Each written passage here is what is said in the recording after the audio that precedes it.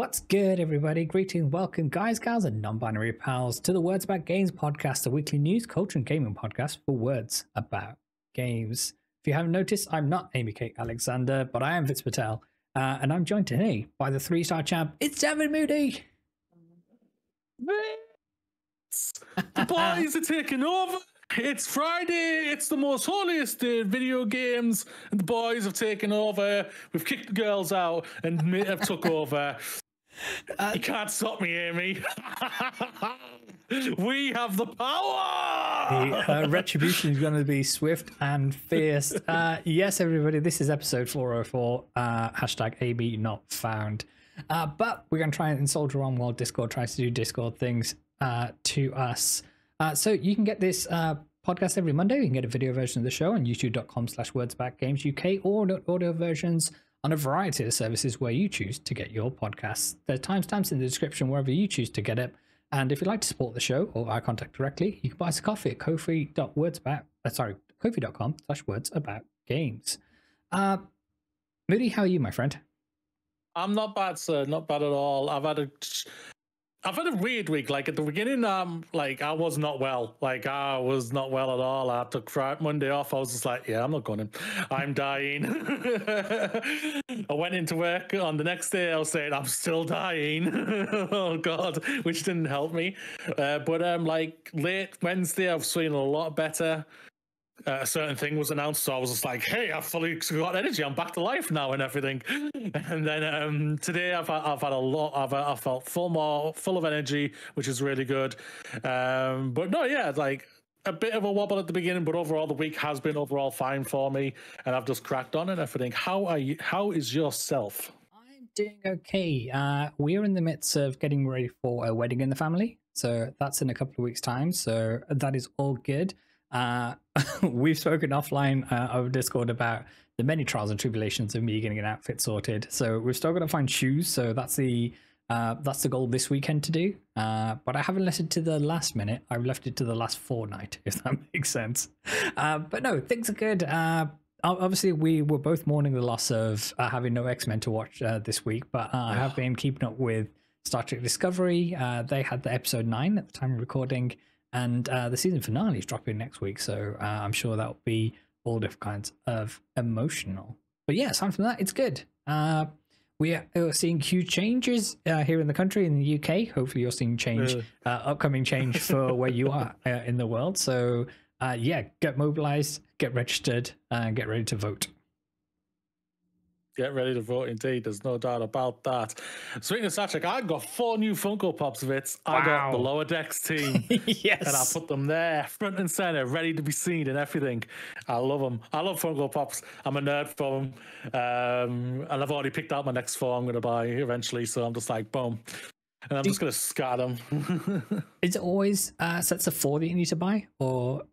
It really depends on what it is. Right, okay. So like there, right there, yep. I have 3 Demon Slayer and 1 My Hero Academia. Okay. Well, I need to change the My Hero Academia to the other Demon Slayer character that I want to get.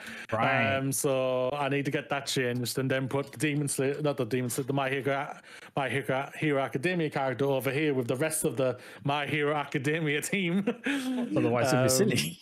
It's very silly right now how the order is, but I thought anime that I love with anime that I love. That's a good combination. That'll do. But yeah, it's gonna be it's gonna get sorted eventually. But no, yeah, it's like like funny enough, like the joke is like where I struggle with Funko Pop sometime while having a giant Bulbasaur under my arm when I was with Amy one time, which is still the funniest thing ever. I think that's ever happened between me and her. But yeah, it's like. It's good to see some good ones. Like some of them have been shit, but some of them are just like, oh, they're good. They look pretty good. Them, so I'm just like, yeah, I can get them. Hell yeah, that's awesome. It ultimately just depends on what's the wallet like. As with all things, right? Yeah. If there's cobwebs inside, it's like, okay, no Funko Pops this month. That's what it has to be. Something like that, yeah. Basically, what's more important, feed yourself or Funko Pops? I mean, that's the eternal question. Well, I could use a day or 2 without eating, so it won't hurt me. There you go. I've got layers to spare. Didn't have to agree with me, Vitz. Oh, that's the kind of banter you get on the Words About Games podcast. Speaking of games, shall we have a few words about them? Why not? Let's go over with some industry shenanigans that have been going on this week. Moody, where would you like to start first? Because there's been a lot this week. There's been a lot of boneheaded stuff going on. Let's go to the one that straight away just makes me laugh, especially as it was a topic, not a topic, but a conversation we were deep in conversation about last week, and that is, will Call of Duty get put on Xbox Game Pass? And Microsoft have reportedly decided, yes, it will launch on Xbox Game Pass for this year. So I think that's the best place to go. This is a story taken by Eurogamer. More on them later. That Call of Duty 2024 will launch into Xbox Game Pass. Microsoft has reportedly decided. That's according to the Wall Street Journal, which today reported that Microsoft now made the decision ahead of the game's formal unveiling next month. At the time of recording, we now know that this title is Black Ops 6. I didn't know there were up to 6 of this sub brand of Call of Duty, but hey, more power to them. I was saying to Amy Moody earlier today that it is a bit weird that the Call of Duty game with the iconography of the Capitol building and everything that went down on January the 6th is now called Black Ops 6, and no one at Activision thought, you know what, this might be a bad look, but hey, that just might be the type of demographic they're trying to target, so who can say? When it comes to this industry, nothing surprises me that research has not been looked into or anything like that. When it comes to that type of thing, like I think America in general just wants to forget that day in general. So when an American company is doing an army game and it has that, and they completely not realize, that is not a surprise to me whatsoever. Yeah, it is a little bit like that, because terrorists, apparently they have money too, so why not? Exactly. So yeah, we were going back and forth in terms of whether Call of Duty will arrive on the service and what does it mean if it didn't. So obviously all that's gone out the window. So alongside FIFA, now EA Sports FC, Call of Duty remains one of the most reliable franchises, still sell millions each year and every year, including in its Microsoft subscription service, will make a dent in that sales revenue, but will also undoubtedly help drive signups to the subscription service. End quote. So we've heard, I think unofficially, that the number that Xbox needs to get to is around about 100,000 subscribers for Game Pass in order for it to be any type of sustainable. So this is to say that the service is breaking even. There needs to be 100 million. 100 million, sorry, yeah. Yeah. I've got to say 100,000, they've fit that already. From thrice over. That's it. So, by latest reports, subscription numbers are around about 35 to 40 million at the moment. So, still a ways off. Do you think that Call of Duty come to the service will bridge that gap? No. Is there anything in their slate that will bridge that gap? No. So I'm in agreement with you. So I think they're screwed either way. So it's, do they just treat Game Pass as a loss leader because it gets people in the ecosystem? I think that I stand by what I said last week. I think they should treat Game Pass like how PlayStation treat theirs.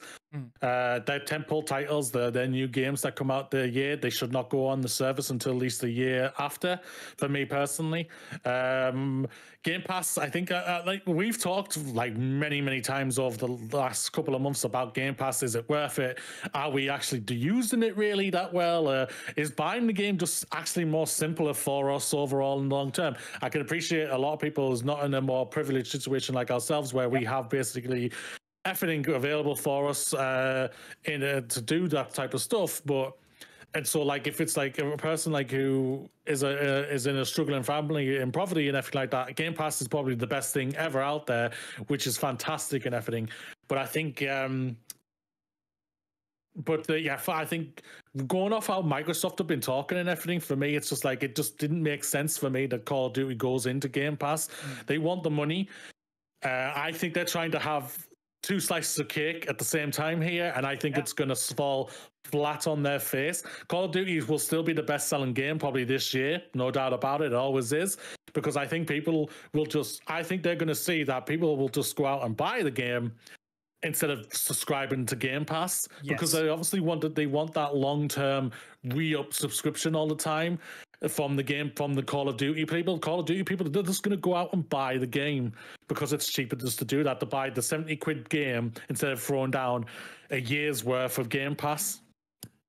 I agree with you entirely. And one of the things that we're not hearing in this, and it might come to pass when Xbox have their big convention, that's a convention, their kind of video conference in 2 weeks' time. Yeah, in 2 weeks' time, yes. where we see, okay, for people getting Call of Duty on Game Pass, what's the added sugar that you're adding to that? So when you get the game through Game Pass, are you getting extra perks to get you through the Battle Pass faster? Are you getting extra DLC costumes? That kind of thing. What's the secret sauce to get people on there? Because you're right in what you're saying. They're banking on people subscribing to the service for a particular game that they want, and then forgetting it's there and just having that money coming rolling in kind of thing. It's what are they doing to make it unique? And also, like, do they see that all the Call of Duty titles are going to come to this? And are they even bothered to say, oh, I really liked, for example, Modern Warfare 4, let's go back and play that, when what we're hearing about the campaigns is that they're progressively getting lower and lower in quality. And it's one of these where if the multiplayer hotness is where with Call of Duty Warzone, obviously this new title, Black Ops 6, might bring the heat for in terms of popularity, but then are people just playing Warzone, which I still think is free to play, but you might need a Call of Duty to get into that anyway? Warzone, I'm not 100% if that's free to play. I think it is, but I think there's like a part where you just have to buy the game or another game or something like that to get the new levels on it, I think, or new characters. Sounds right, yeah. I'm not 100% sure. Please, any more Call of Duty people who listen to it, if you do listen to us, please correct us and let us know. And we're okay if we're wrong. We don't mind that. When it comes to this, for me, it's like they are in between a rock and a hard place. So they could separate the game, put the story on Game Pass, and make multiplayer the 70 quid game, which they would price at 70 quid. Yes. We know they would, just for the game, for multiplayer, because the Call of Duty fan people have gone out and basically said to Activision, we're okay for just having a good multiplayer game for 70 quid because we bought one of the Black Ops games. I'm pretty sure it was the Black Ops game that was just multiplayer. Yeah, it didn't have a campaign in with it at all. It had nothing. And they were trying to spin it as saying, we've listened to you. No, you haven't, because they want a story mode, you freaking idiot. Just because you can't get it out in time when you know you can't. But and it's still sold incredibly well. So like Call of Duty people, I think, are very much just like FIFA people are when it comes to these games. They don't care how the quality is, as long as they still get FIFA and still get to play Call of Duty and everything like that. They are really okay with that. And if the game is too much of a pain in the backside, then they don't really trade it in or anything like that, because 9 times out of 10 people just buy digital these days, so they can't trade it in, and they just go back to previous Call of Duty games until this new one is fixed. So they get double. So like again, they're trying to get their double. They might be not. They ain't trying to get double slices. They might be trying to get triple slices of cake here for it, which would definitely sound like a capitalistic monolith that is Microsoft. Yeah, that does sound like a $3 trillion company. My other question about this going forwards is, so last year we saw the price of Xbox Game Pass rise in the run-up to Starfield coming out, because all hopes were on Starfield. It was supposed to be the game of the generation for everyone on Team Green and, be the savior to all people. It didn't light the world on fire like many expected it to. Do you think we'll see another price hike, say, midsummer? Say if this game comes out in the autumn or fall, depending on where you are kind of thing. Do you see another price hike coming in the August, September range? Yes. Awesome. Yeah. If I think they could be bold and they're not bold, and I think they could do another foot in the mouth stupid thing again and announce it at their showcase that's coming up. To kind of on Game Pass, which is now $40 a month. Yeah, whatever it is, something like that. And that's the thing about it. When they have to really, it is. a Jekyll and Hyde situation when it comes to Game Pass, because eventually Game Pass is going to hit a level where it's just going to be like, it'd be simple for me just to buy the game, like what we've already been talking about. If it hits a level to a price level where it's just like, yeah, it's not worth it. I think that is the thing where subscriptions have to really watch out for. I think subscriptions just in the general in movies, I think that's almost about the peak. Yes. And then that's going to have a bit of a decline. And we've only really got one competitive subscription service in the video game system, which is Game Pass. PlayStation does PlayStation. Nintendo don't really have one. No one talks about Ubisoft, so EA is one, even though Ubisoft want you to sign for theirs. And it just doesn't work and everything. So it's like subscriptions in games aren't really working that very well. If it's for a single game, like what World of Warcraft is, or Final Fantasy 14 and all those other ones, those are games because people are in that universe and they know this is basically going to be my life for the next 3 to 6 months, if not more. They want to try and have that, and they will mostly get that for the casual gamers. But when it comes to the 2% at the bubble that we are in, they're never going to be able to keep us in that bubble long enough. 100%. But yeah, it'll be interesting to see what happens. As you say, that showcase is in 2 weeks' time, so we'll see what comes out. I don't think we're watching it live, if I'm honest.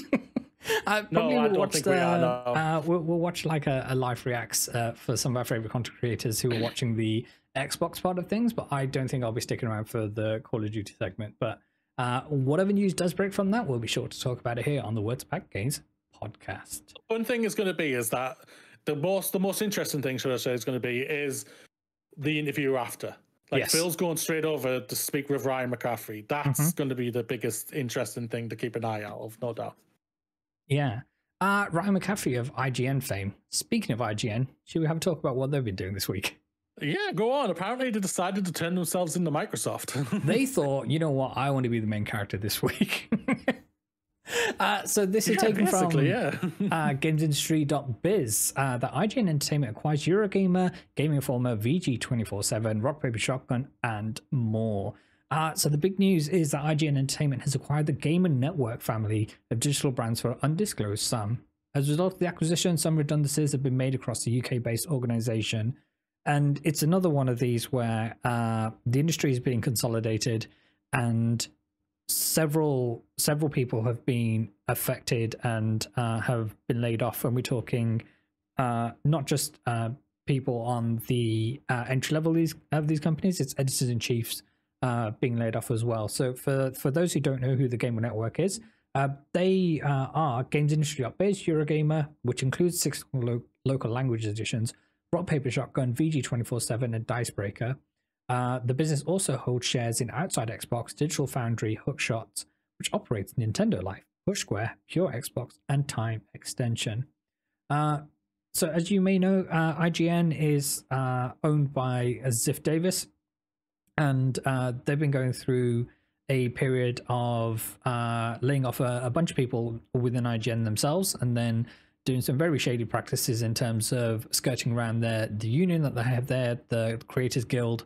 And yeah, my initial reaction to this was one of disgust, not only for the people who have lost their jobs first and foremost, but it's Ziff Davis to have the money for acquisitions and stuff, but they don't have the money to support Mike Ybarra, who we talked about a few podcasts ago, who was formerly at IGN doing a fantastic job and is suffering through cancer at the moment and is now struggling to find the means to pay for his treatment thanks to the way the US medical system works.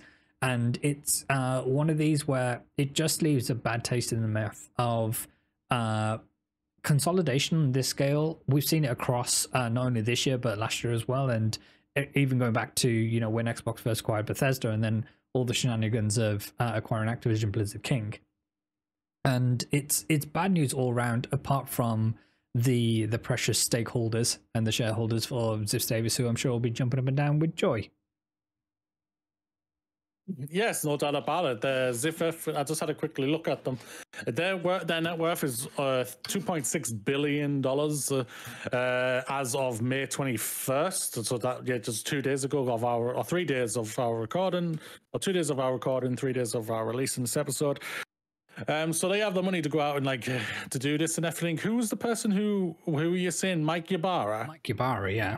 That's the guy from Blizzard. Are they two? Is there two Mike I Ybarras? might have got that wrong then. That's the ex-president who decided to talk about don't be too hard on Phil Spencer a couple of weeks ago. You are correct. I would like to retract my statements about Mike Ybarra, and let's find the person in question. Yeah, I wasn't sure. I was thinking, haven't we spoken about that guy? Didn't we hate that guy? I was thinking, oh no, have I just been nasty to someone who's struggling right now? I was like, no, not that. But no, yeah, going into this while you're looking that up, yeah, this is like, IGN is the biggest one out there, no doubt about, but like everyone hates IGN, basically the consensus out there and everything. And now to see them basically just gobble up pretty much the entire industry. It's like where? This is insane that they've gobbled up Eurogamer, Rock Paper Shotgun, VG247, Dice Breakers. They now have shares in Outside Xbox, Digital Foundry, Hookshot, which operates Nintendo Life, Push Square, Pure Xbox, and Time Extensions. It's insane. That is a lot. The person in question, Joshua Yule, is who I was thinking of. Yeah, so apologies to Mike Ybarra. I hope you are cancer-free and don't get cancer at all. But also, yeah, thoughts and best wishes to Joshua, and apologies for mixing up the names. It's been a week. Joking there, Mike Ybarra.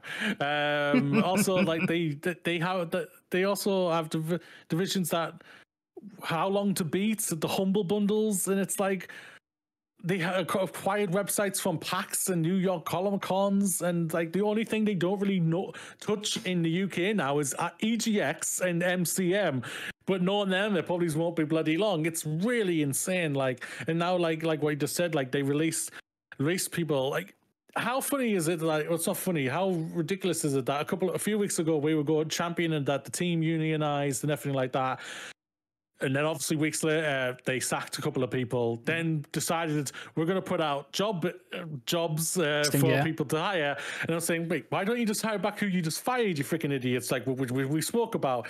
And now they go out and gobble up the entire video game journalistic industry, basically. I just don't get it. And we know what's happening. We know what's coming. We know more layoffs are going to come, even more. And it's just like... Why? Just why?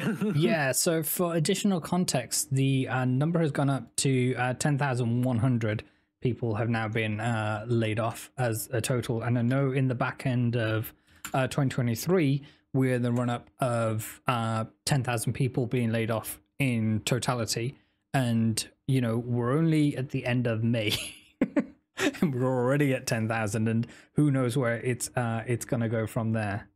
But yeah, IGN keep doing IGN things, and for me, it's just a reminder to support the independent outlets that you really love. And while it's all very well, I'm sorry, it's great that you like and you subscribe and you engage with their content, but also let these creators know that what they're doing matters and what it matters to you as a consumer. And if you're in the position to, then to support them financially, because I think it's one of the things of for as long as these outlets can remain independent, then the better the industry will be. Because consolidation, as we've seen in many industries, makes the industry poorer, and that's what's happening to video game industry on the developer and publisher side, and now we're seeing it happening on a larger scale on the media and outlet side as well. And I don't think there's any winners here. The only hope the only hope I have for this is that sadly, whoever will probably get made redundant, they will come together with an amazing team and create something amazing. Yes, like a new site that focuses on integrity, basically, of journalistic Actual integrity, journalism, yeah, and not go for clicks and everything, and just like the team from Second Wind who was lost I can't remember the site for that, but who just basically came together to create a thing within like 24, 48 hours, I think it was. And now they're like one of the biggest Patreons out there and putting out amazing content for everyone who loved their content in their previous place to now. Former escapist people. Escapists, thank you very much. Thank you. They like their whole thing is just like, we just want to be sustainable to make sure all our staff, all our video content staff who left with the main guy to go with him to create this thing and pay everybody. It's like, and that's all they want to do, and it's amazing. And it's like, and apparently they're doing incredibly well. That's how they keep on saying about it on YouTube and their channels, which is fantastic. And that's all about it. Like these companies need to get into their thick skulls. It's not about profit. It's about sustainability and being sustainable. You can make profits. There's no doubt about it. Like we've stated before, we do not mind you making money, making profits or anything like that. What we do mind is that you use to make even more profits by sacking people. And when I see people go out, this is what the industry is, then why are you in this industry then? Exactly. Why are you even talking about this industry? Because you clearly don't give a fuck. And this is sadly what's going to happen to IGN and all these other amazing places of Eurogamer, VGC, Rock Paper, Shotgun, and everything. And it's just like, hopefully whoever does, sadly, hopefully the number, touch wood, isn't too large. Hopefully none at all. You should be able to do it. $2.6 billion you have, company. Not do this and just push ahead and create great articles and great content. And it's just like, I hope they land on their feet. Me too, my friend. Where would you like to go next?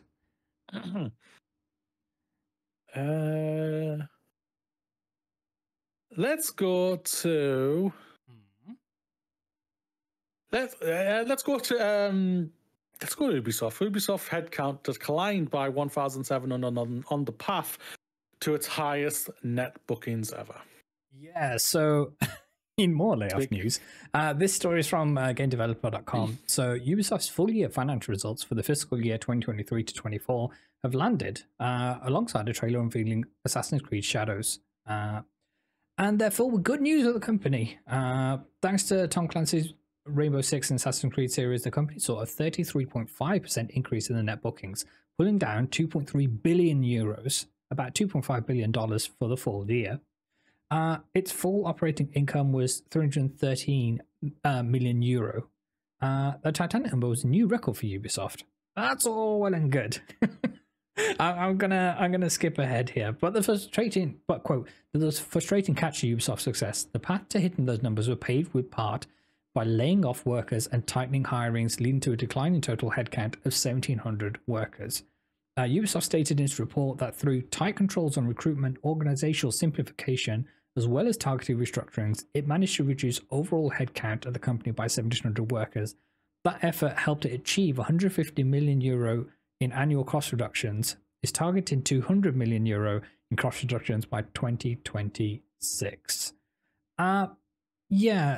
This is a big corporation doing corporation things and climbing on the skulls of its people in order to reach new levels of profitability. And it's not surprising. It's disappointing at this stage. And this is true of Ubisoft and a number of big publishers.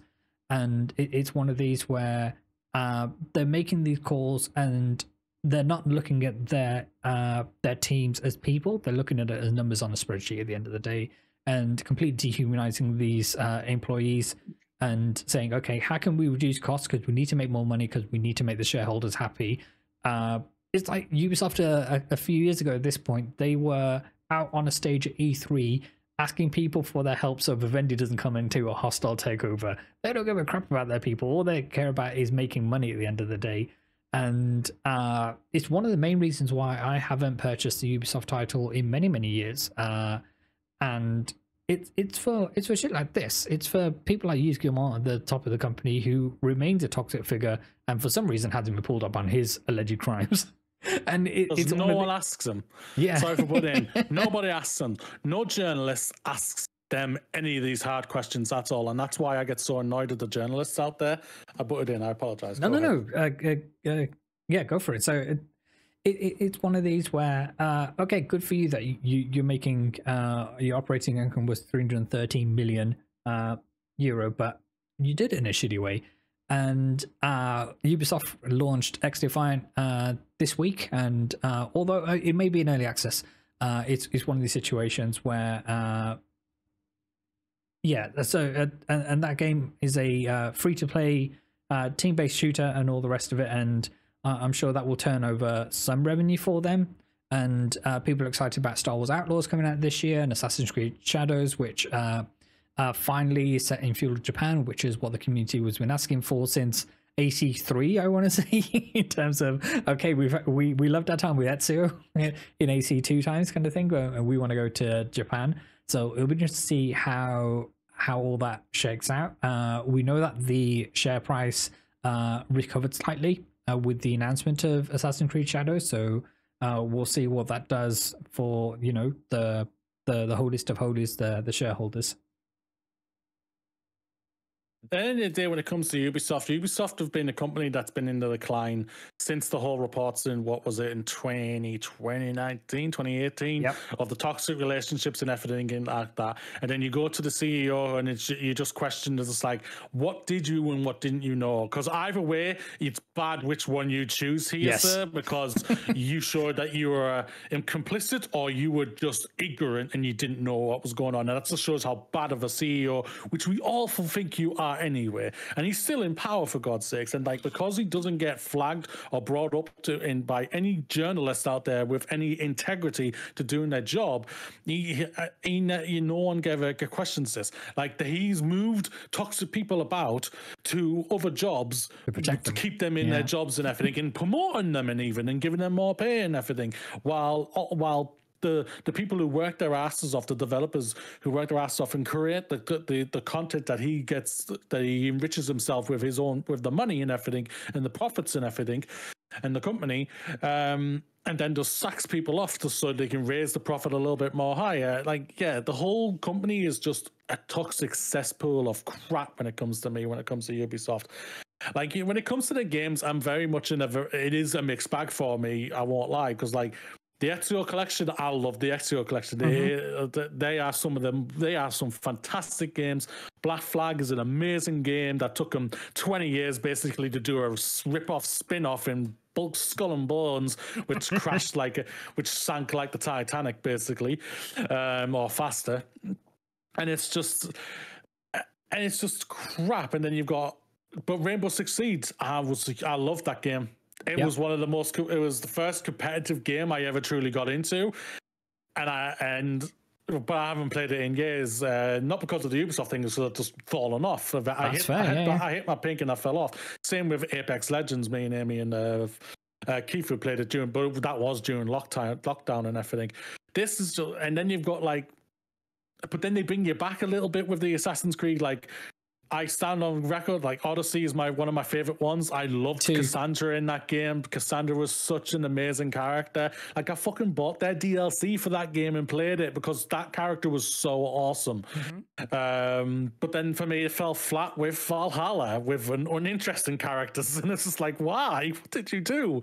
Yeah, people didn't vibe with Eivor like they vibe with Cassandra or whatever the male persona was in that game, who I don't even remember. No one knows the names for the male characters whatsoever. It was all about the females, and everyone knew it was. I don't care what the optics say from Ubisoft. Everyone wanted to play Cassandra. That's it. I mean, okay.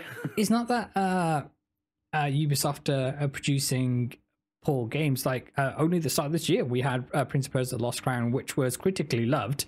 Apparently, it didn't meet sales expectations. We don't know what those expectations were. Yeah, that's the thing about it. Yeah. That's it. So everything needs to be seen in context. But yeah, and people seem to be excited about the roguelike Prince of Persia that was moved just to avoid Hades 2, and the love that game has been rightly getting. at the moment. So we'll see. And it's not to say that all the people at Ubisoft are terrible people. So Yusuf Magid is one of the people that I look up to in this industry, not only as a style icon, but as a person of brilliant morals and of is a genuine nice person.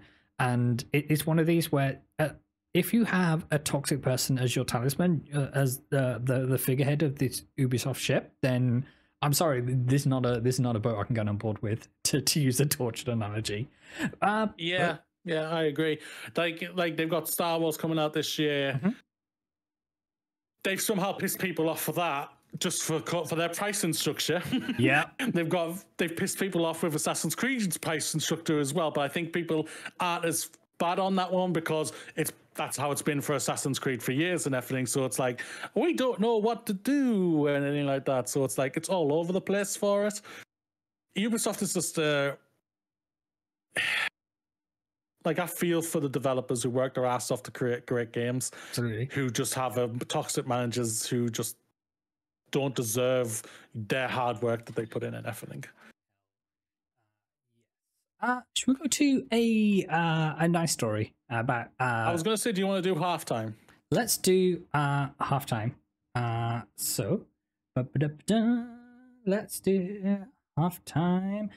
So for halftime, we have Indie Game of the Week. So this is one of our many excuses we have to talk about video games, and this week is called Until Then. A fateful meeting sets off a chain reaction upending Mark's life. People disappear and the memories prove unreliable. Uncover a hidden truth of Mark and his friends in this narrative adventure and race to reveal the mystery before it's too late. This will be as a link not only in description for wherever you get your podcasts, but also on our Steam curator page. So the Words About Games podcast has a page up on Steam with not only this, but all of the titles that we featured in this segment. So until then, and as we said, go and wishlist this game, and indeed any game that you're interested in.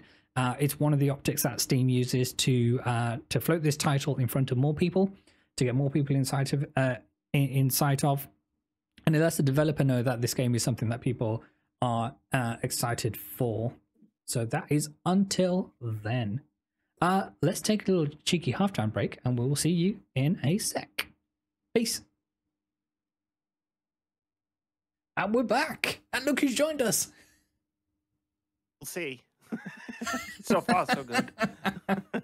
For audio listeners, the one and only Amy Kate Alexander. Discord has allowed her to grace us with her presence. Hopefully, it's not a fleeting one. It might be. Who knows? But how are you, my friend? Just in case this is all I managed to get in. A 37-minute first half. A 37-minute first half. It was fucking lovely. Our listeners will be very... I hope you know you're letting our listeners down. No, we're not.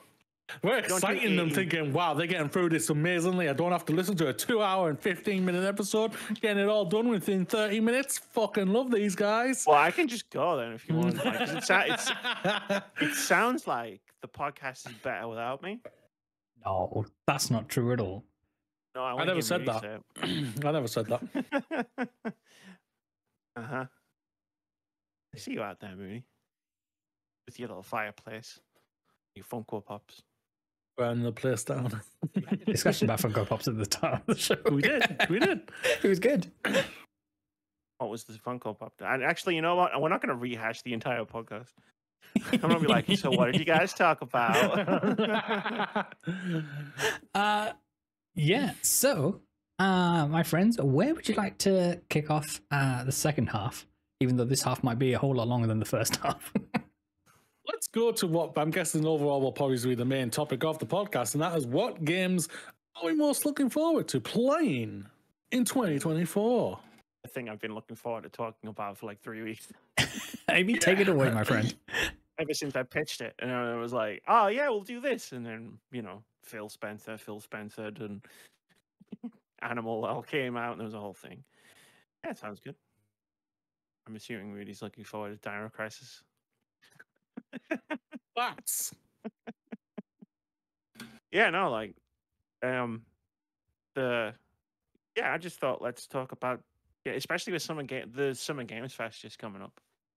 Like, Yeah. not that long from now. Let's just talk about some games that look really exciting, or like things that we want to play.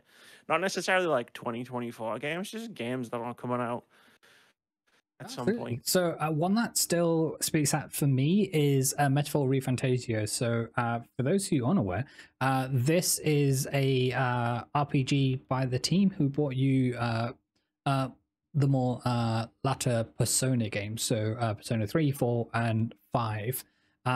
The art style looks phenomenal, if not a little too extra for my eyes. So we'll see when it gets here in terms of whether it's going to cause me some headaches or whatnot. But I'm really looking forward to. Like, there's too much happening on the screen. Exactly, it's one of those where, the as I said, the art style looks amazing. The enemy designs seem to take a lot of inspiration from the whole Shin Megami Tensei Persona vibe that they've been going on. But the protagonist happens to get around the area by surfing on their sword. What's not to love? Didn't link to that in Breath of the Wild. On your shield, yeah, you can shield surf. I was a shield, shield surfing. Yeah, can you do that in Tears of the Kingdom? I never actually tried. You sure can. Cool. But it depends on what item you have fused to your shield. So some, like certain jellies, will help you bounce off certain certain terrain, and some will help you go faster and other things. But I think if you like fuse a sword, then you'll just get stuck to the ground and won't necessarily be able to surf down. Exactly. Stopped, but still doing the thing like a surfboard machine. Mm-hmm. That's cool. Metaphor Refantasio is one where it's like I'm looking forward to it because obviously Persona. Yep. Like Persona, but it's like we saw it last year at the games showcase, and then like I was like cool, and I've entered my Animal Well era with that game where it was like, oh, there's a new trailer. Yeah. Oh, there's new information. I'm good. I don't need to know. Thank you very much. As of here. So there was so like it was just a case of like I don't know anything about the game. So like I know there's been stuff that's been like coming out for it. Like I know there was a thing like a few weeks ago, wasn't there? Mm-hmm. That's where we saw some the first gameplay from the game. Yeah, the first gameplay and stuff. And I was just like, everybody's talking about it and doing this, and there's like reactions and all those thumbnails on YouTube with people going and whatever. And I was just like, I see none of it. I see none of it. It's like Shadow of the Age Tree. That was a trailer. Sounds great. Not watching it. Amy, it was so good. I'm sure it is. I fully respect like, no. hashtag Unsullied, and in terms of I'm just going to go in media blackout. I know, I have a feeling this is going to be amazing. So when we get there kind of thing. But so I was watching the one and only Andy Cortez, the Nitro Rifle himself, react to this, and he got up at redonk o'clock in the morning to live stream his reactions to Bandai Namco putting the trailer out for Shadow of the Earth Tree, and all the foul tarnished or rising up. I feel like the less I know going into a game, the more I enjoy it. Almost, it's weird.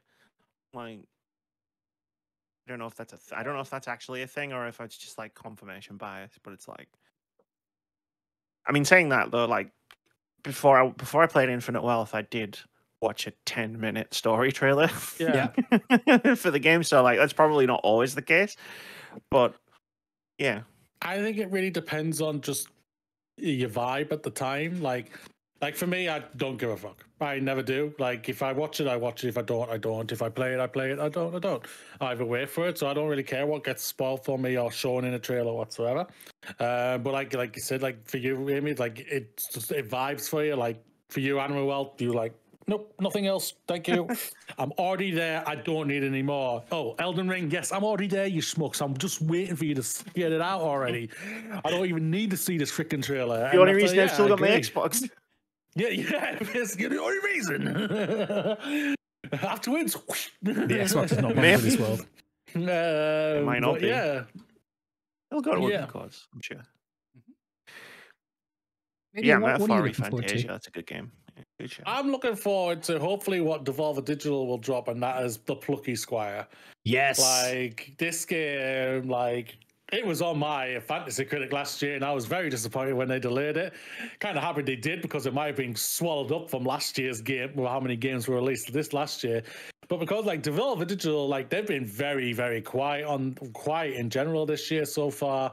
And I'm hoping that whenever they have are they doing a thing event soon or anything? Have they announced something? I haven't heard anything about it. So I'm very curious. But yes, so hopefully we'll hear something that Pluggy Squire is going to be coming sometime this year. Heck, forget about this shit. Just in the future, I am looking forward to the Stack game in general. That was a game that I think when it was shown was like, oh, what the hell is that? Because it literally was just like, it went from 2D into 3D, and the little boy jumped out of the book. Yeah, and we were like that. Yeah, we were just like, it was just like, it was like, okay, and then it was just like, what the fuck? and yeah, the co-director James Turner, they've been putting out some incredible artwork, not so necessarily from the game, but just their take on like Sonic going supersonic and Kirby eating a lemon and turning into lemon Kirby. So yeah, be sure to check them out on socials. Dame Turner _42 is their handle. But yeah, I can't wait for this game and everything that it's going to entail. The game looked utterly magical. Next, I want to get this one out the way. So this is going to be all dependent on what we see in 2 weeks' time. Basically, Dragon Age Dreadwolf. This is a game I don't know. I really don't know. I've heard stuff that it's in good shape. But then you hear all the rumors and everything, and you just go, I don't know what is true anymore. But I'm crossing the fingers, going off on the people who I trust, that it is hopefully in good shape, and that they are truly happy with it, and that we are going to be getting a good sequel to Inquisition, because Inquisition is a very special game for me. It was my first Dragon Age. I know, don't hate me, Dragon Age fans, when it comes to 1 and 2, especially 1. Okay. I know 1's apparently amazing and everything, but yeah, but Inquisition I just absolutely adored, and like I've played that game I don't know how many times. I've romanced, I think, all of them. I've played it that many times. I think I romanced every character one time that you can romance. So I have been excited for this game, but then obviously I started working with Amy on this podcast, and it's just made me go. It's heard the beginning, like it's it's a live service game, right? And it's probably a live service game or something like that. And I'm just like, no. Amy's been there at the Forge, tempering your expectations. Yeah, but basically they came out and confirmed it. Basically, as they decided we're turning it into a story-based game. Basically, it was like, oh no, she was right, and we know when Amy's right. Amy that is spells right. bad things. Not in a bad way. What? Not in a bad way. Wait, hold on. I was right about Animal Well. Like 1 week ago. Fucking drive-by on me there. Spells the truth, should I say? I'll say that. Spells the truth. The truth says she is. So I am trepidly excited for this game, but at the same time, whatever I see could just throw me and just go, no, I'm out. I could be like, I'm in, or I could be like, I'm out. Yeah. Downloading Dragon Age Inquisition again, just going back to that again and repeat. I could literally be that, and I don't know. Just change the exe file on your PC to Dragon Age Dreadwolf, and then just pretend you're playing the new one. Yes. Like I'm hoping, my hope is that Dragon Age Dreadwolf is shown at the Jeff Keighley thing, so I can do what I was just talking about and be like, cool, because I'm not going to watch that. Yeah. I'm just going to watch some trailers afterwards, and then just be like, cool, that means I don't have to watch the Dragon Age trailer, because I just want to get that game when it comes out and just play it and just see. So you're just going to go in head blind? That's what you want to do, is it? As blind as I can. That's fair. Knowing that we're going to be on a podcast, and I'm sure you're going to watch the trailer and you're going to talk about it. And like, I'm not going to be able to go in completely blind, but as blind as I can go in, like, as that's how I want to do it. Like if we're watching the Xbox showcase and it comes up, it comes up, whatever, that's fine. But like, I don't know, like it's a weird one because it definitely was a live service game at one point. Yeah, I'm 100% certain of that. But then it seems like they may have pivoted depending on like what I've heard about the development of the game, and then what you're talking about the rumors. It's like ignore the rumors. Like everybody knows my stance on rumors at this point. I know there's the Jeff Grubb rumors out there. There's the rumors, and then there's the things you've heard. There's two different things, right? Yeah. So I think it's definitely going to be an RPG, and that makes me excited. Like I remember, I bought Dragon Age Origins on Xbox 360 purely because if you bought it, you got some special armor that you could use in Mass Effect 2, which was coming out the next year. It was the silver. So I was like, dragon. It was like the blood dragon armor. I was like, I'm all in on Mass Effect, right? I'm still all in on Mass Effect apparently, but like I bought it purely for that. I wasn't even bothered about playing it. Like I think I just had it for a while, and then my partner at the time was like, "Are you gonna play this?" And I was like, "I mean, I guess, I suppose, like whatever, let's play it." Threw it in the Xbox, and like she didn't play like heavy games like that. Like my partner at the time, she was like The Sims and games like The Sims, which to be fair is amazing. But like we both just sat on that couch and we were just fucking glued to the TV and went, like, this is fucking amazing. Like I prefer it to Mass Effect 1. Like I loved it from start to finish. I played it like 5 times. So like my love for Dragon Age runs deep. So like I can't just like not play Dragon Age Dreadwolf, even if it comes out and all the reviews are bad and everyone's like, objectively this game is a 4 at best, or whatever the fucking discourse would be. I'm still like, I don't care. Mass Effect Andromeda discourse again for you.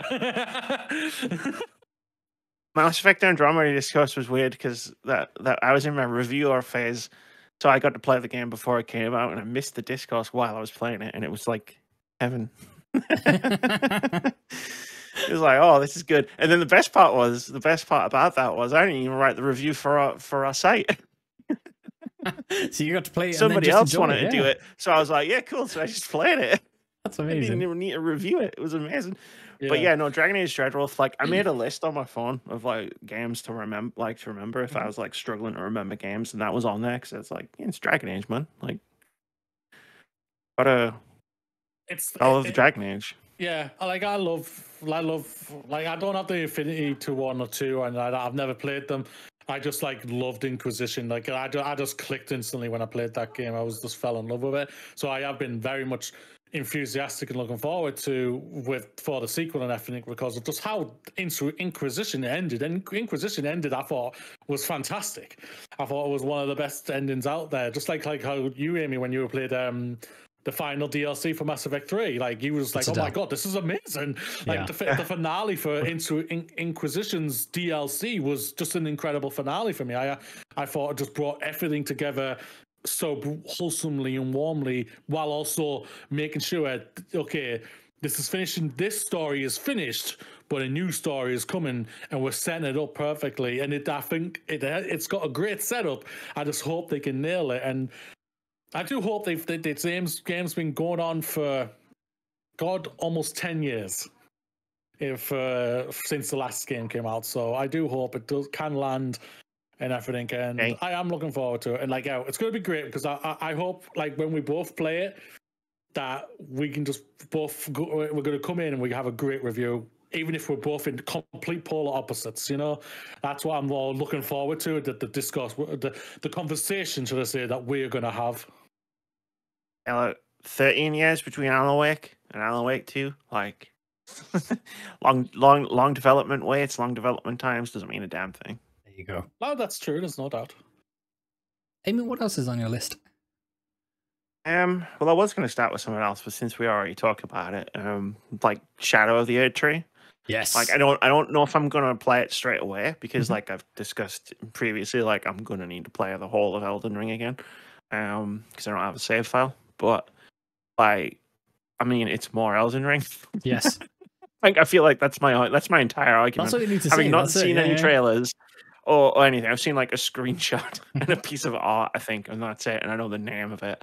And it's So- just like, yeah, but it's more Elden Ring. And like Elden Ring was amazing. When I played it 2 years ago, Jesus.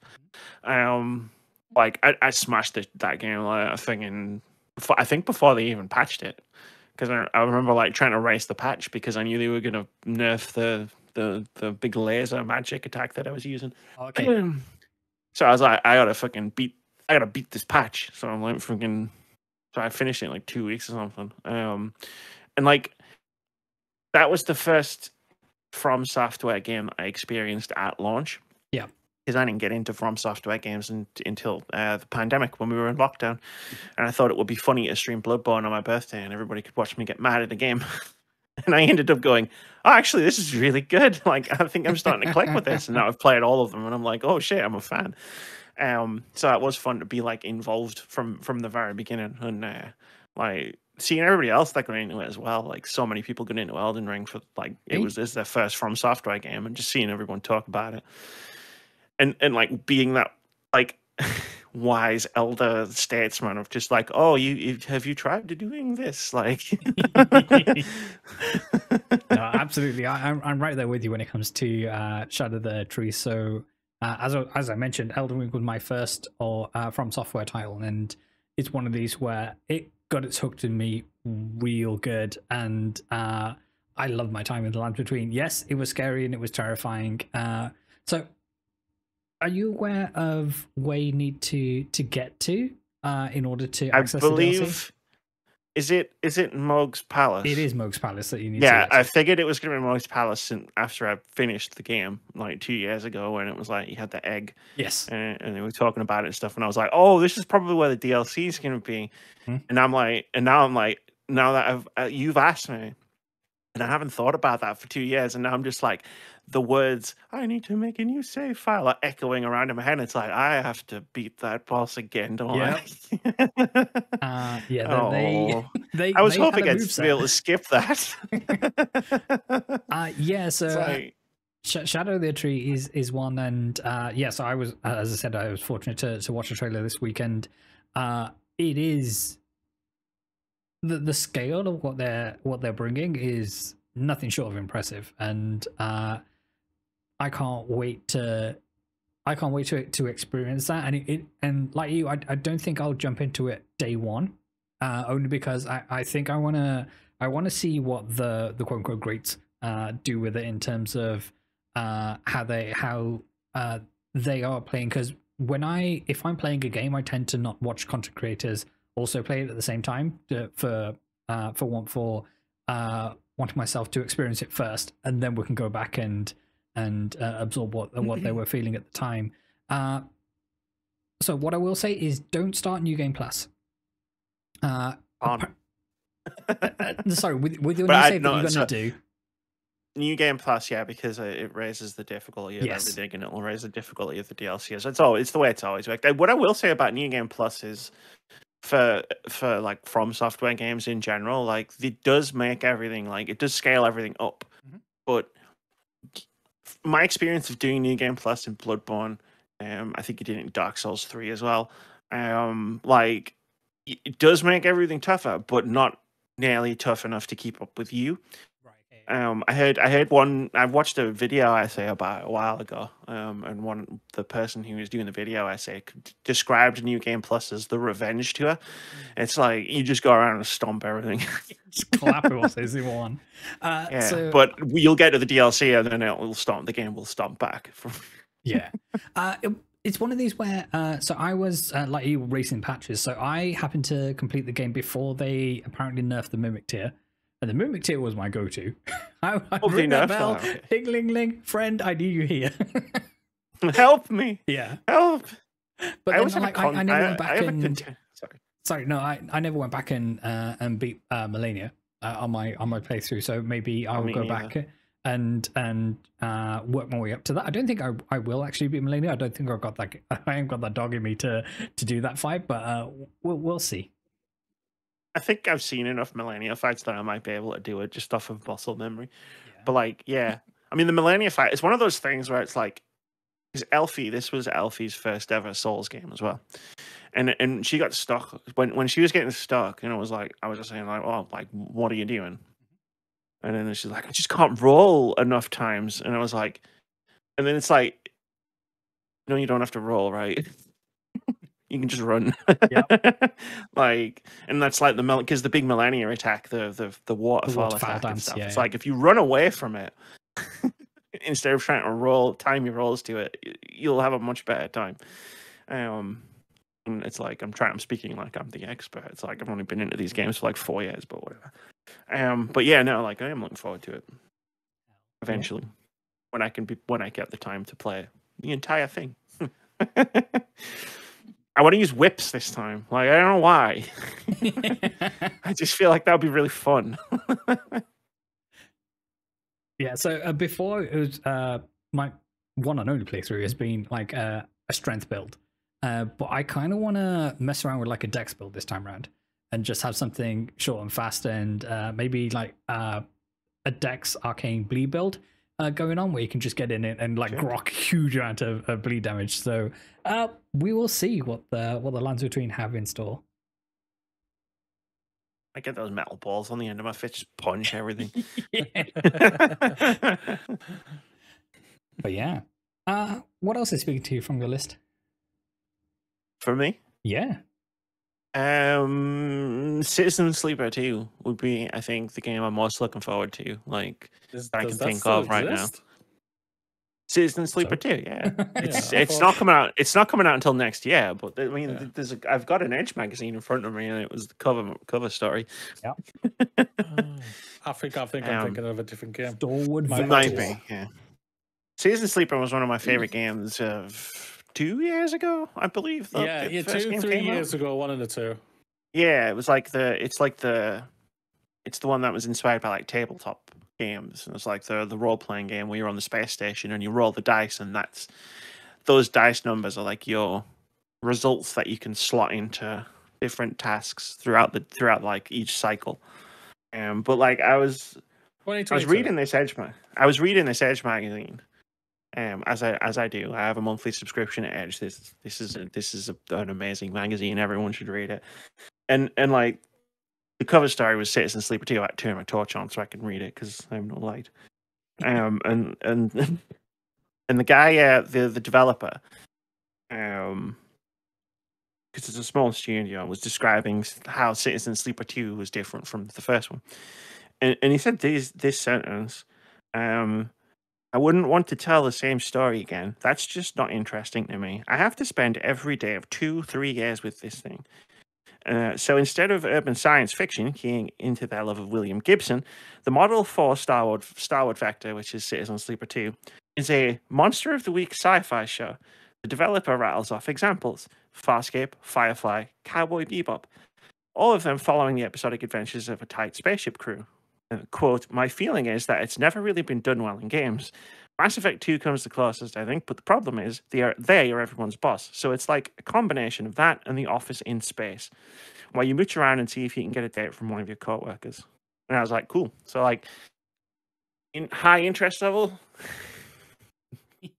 stratospheric interest level. So Farscape, Firefly, Cowboy Bebop, and Mass Effect 2. Yeah.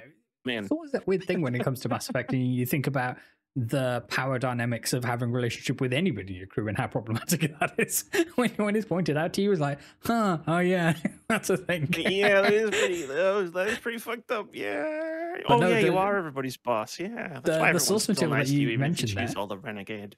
Yeah, the source material that you mentioned there is bang on in terms of, that's exactly what people would want when it comes to this type of game. So that's awesome. I want that. Like, I didn't even know that I wanted that until they said it. And then like thinking of like that first game and how much I love that first game, and like taking what their inspiration is and plugging that into what I know they're capable of is just like shit. You say this isn't coming out until next year? Oh, fine, I guess. Take your time. It's gonna take a long time to make. Fine. Fine. Yeah. The game I'm looking forward to, I'm tempted to, I'm not sure if I'm going to go into the early access for it yet. I haven't decided yet, but I like Hades 2. Like Hades 2, when you hear nothing but amazing from the thing for this game, which is not a surprise whatsoever. Like I said, like that game came out of nowhere. Like Amy was the one who threw me onto that game and everything, and I tried it, and I never completed it, unlike Amy did. But I could still stand standing and say, yeah, that's one of the best games that was released that year. One of the best games that's probably released that of the 5 years since then, or anything like that. It was just an incredible game, and to see what they potentially could be doing with this one, it is a mouthwatering experience that could be exceptional, going off what everyone's saying. And it sounds like what they are doing, like they're taking everything what they're taking from feedback already, and have already threw in so much into the new update for it, which is incredible. The only thing that's holding me back is just because it's early access. I'm just kind of like, just wait until the game's completed, and then boom, that's the only thing for me. Yeah, and it's all brand new. That's cool. Yeah. Like I did do, I got Hades day one, like. I mean, early access day one. Yeah, you were early access. Yeah, that's why. Yeah, and I played it a bit. I played quite a bit of it, and then like I kind of like dropped off. Other things came out, you know, like it was like 2019. So like there were other games coming out, and then I was watching the No Clip documentary series for it, and every time I watched an episode, I'd be like, I own this game. Let me play it. They'll do that again. I don't know. I don't see the artistic merit, if you know what I mean, of them doing it again, because it would just be like the same documentary again. So I don't know if that's something they want to do. Plus, they're already doing a series for that other game that's coming out nearly, Hyperlight Breaker. So I don't know if they have the capacity to do 2 series and all the stuff that they already do. But what I will say is, like, I did sort of drop off and then like come back to it and start a new save, because you know they deleted all the saves, and like just had an amazing time with this game. And then like got the credits, did the thing, left because it was 2020. Lots of games were coming out. And then I think it was around Christmas time, I was like, all right, cool, now I'm gonna get the rest of the game. Like an Animal Well situation where I was like, because I know there's shitloads more, let's go again and do that. And it's like, I do sometimes toy with the idea of like deleting my save file and starting again from scratch and just being like, I want to experience this game again. And then they're like, here's a sequel, and I'm like, sweet. I don't think I'm gonna go in early access this time though. I think I'm just gonna leave it. Yeah, I'm right there with you when it comes to Hades. So I never jumped into the original title, but seeing everybody hyped for Hades 2, and from what I'm hearing about what's in early access, there isn't too much.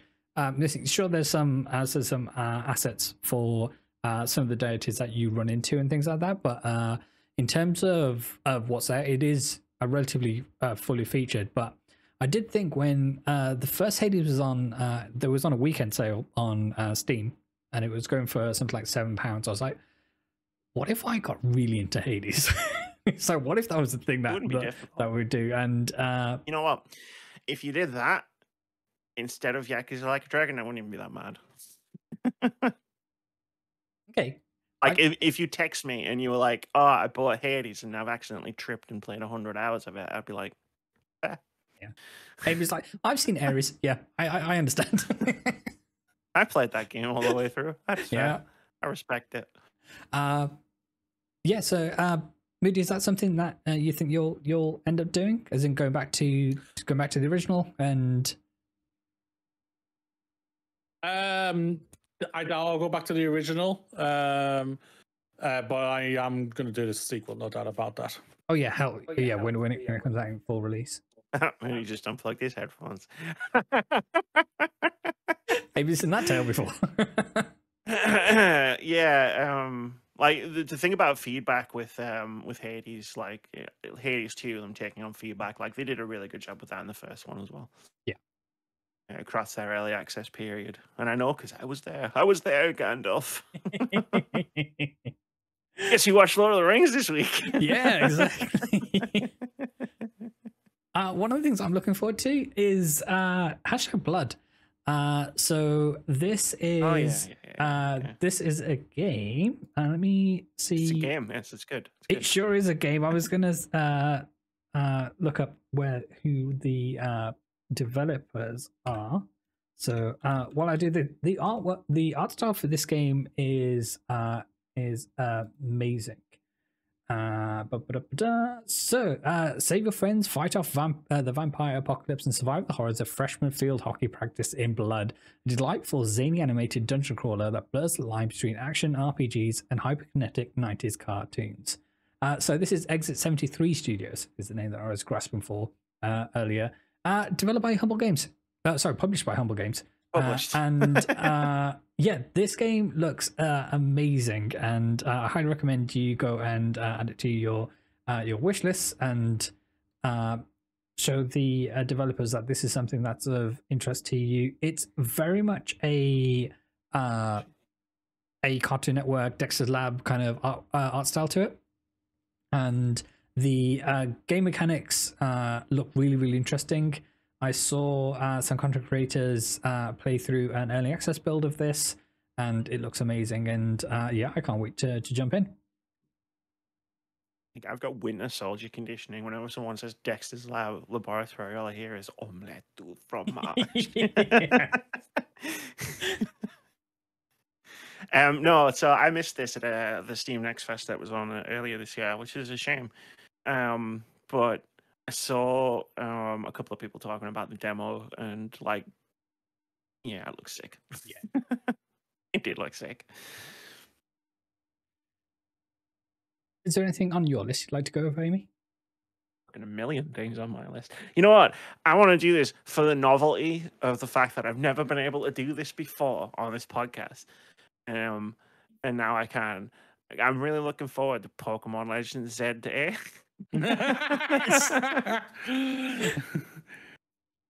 I've never been able to do that on the podcast before, but now I'm a Pokemon fan. Played Pokemon earlier this year, and now there's another one coming out next year. Sweet. I'm in. Like, let's go. You should try Legends Arceus before. I know it's going to be completely different games, but I think the concept's going to be pretty much similar. It's my plan. I want to play the Legends Arceus one because I skipped that one, even though it was probably like a better experience than Violet. Yes, because I wanted that traditional like Pokemon experience, and I know Arceus is quite different. But I always want to play Arceus, and then like my plan is to hopefully play that and also Sword/Shield, so I can have the traditional Pokemon experience with a frame rate that doesn't look like a PowerPoint presentation. Wait, you're going back to Sword and Shield? Yeah, like I know I played a little bit of it, but I wasn't really paying attention. I didn't really understand what was happening. Interesting. I want to do another. Like I said, I want to do a Pokemon game where the frame rate is like more than 6. So. So Sword and Shield. Sword and Shield seems like the best idea. Can dip sometimes as well. Not as bad as Violet and Scarlet. Violet, thank you. Yeah, I've got the footage saved on my computer. So Sword and Shield was the one where the region was based off the UK, is that right? Yeah. Red telephone boxes and stuff. Everyone ate curry. Yeah, and nobody asked where the 151 meats came from to make the curry. No, nobody asked those questions. 1,000 by now, man. Not at all. If I'm right, that one had like essentially like Pokemon Prison Yard, right? Where you were able to let your Pokemon roam free in like an enclosed space. A camp, yes. They could put a camp out for yourself. Yeah. So they could. One way you could pet them, where you yes. could like you brought them over and you. Pretty sure you could do it in Violet and Scarlet as well. Probably, but again, 7 frames a second. I was mostly focused on getting to the end of the game before I hit 6 frames and 5 frames. They were like, "Go up the mountain," and I was like, "But there's a lot of particle effects up that mountain. Are you sure you can handle this?" And they were like, "Yeah, don't worry about it." And I got to the top of the mountain, and I was like, "Are you sure you can handle this?" See, I got you there. Yeah, I guess. But yeah, man, like it'll be my first like proper like new release Pokemon. That's awesome. Like play it at launch, or maybe it depends when they launch it. Like if they launch it on the same day as the Switch too, then I'll play it at launch. Yeah. If like they launch it on the Switch and then like a couple of months later, the Switch 2 comes out, then I'll play it a couple of months later. Yeah, that makes sense. I think it's written in the stars that it's going to be a launch title. That'd be cool. Like they can still double dip at the same time to say, "Oh, on the Switch 2, Enhanced. but it's also on the Switch." Yeah. But like I have on the Switch 2, guys. I have no doubt they'll release it on both. Yeah, no doubt. No like doubt. if it's a day and date thing, then I'll probably get it because, like, you know, I know I'm gonna end up buying a fucking Switch too. Yeah. Launch day. Like I've never not bought a console. At least, like, you know what I mean. I always buy Yeah. consoles on launch day. Like, can't help. Yeah, I've only got this one still. Unless they come out and say Switch 2 is not backwards compatible, then I guess I'm keeping that Switch just so I can play the old Pokemon games and everything that I have. But yeah, I'll be very surprised if it isn't backwards compatible. Yeah, no, Legends, Pokemon Legends. That's awesome. But yeah, I am looking forward to it. Even though they've basically showed us now of the game, which is, well, I didn't think they were going to show us anything when they showed us, when they actually announced The it. reveal trailer, yeah. Yeah. Just like when they showed Scarlet and Violet. When I stopped Amy playing Elden Ring. Surprisingly enough. I want to react to this, but I'm playing Elden Ring. But I want to react to this. I think they're going to announce the new Pokemon game. Oh, fine. Thankfully, I was right. The response was, "They fucking better," because I was streaming Elden Ring. It was like, "They fucking better announce it." And then, like, it was like a 30-minute presentation, and we got to 25 minutes in, and I was like, "Moody, they still haven't announced new Pokemon. I'm going to fucking kill you." Was that the reveal trailer where it was like a detective and you were going through their office and then you got to a keyhole, right? Yeah. It's like, I think Amy or me one time said, "Is this Detective Pikachu 2, the film?" Right, no, I was getting really mad. It's just going to appear out of nowhere. That's why I was getting really angry, because it was the last thing, and it was like, "Is this Detective Pikachu? Have I sat here for 30 minutes for Detective fucking Pikachu?" Yes, you had. But thankfully, for Moody's continued survival, it wasn't Detective Pikachu. Yeah, we were a lot closer then compared to where we are now. No doubt. Like, there's a lot of fun things coming out. There's no doubt. What I do hope is coming soon is Replaced from 011 or CodeSync, one or two. I can't remember. I'll have to have a look. But yes, Replaced. Obviously, was announced at the Xbox showcase in like 2022. I want to say. And it was meant to come out last year, and it was obviously delayed because obviously they are a Ukrainian team, and obviously what's happening in Ukraine and everything, they've had to obviously delay it, just like obviously another game that's hoping to be coming and still come out this year. But yeah, sci-fi, a 2.5D sci-fi retro futuristic action platformer. Yeah, it just sounds absolutely amazing. It's from Sadcat Studios Limited, going to be published by CodeSync.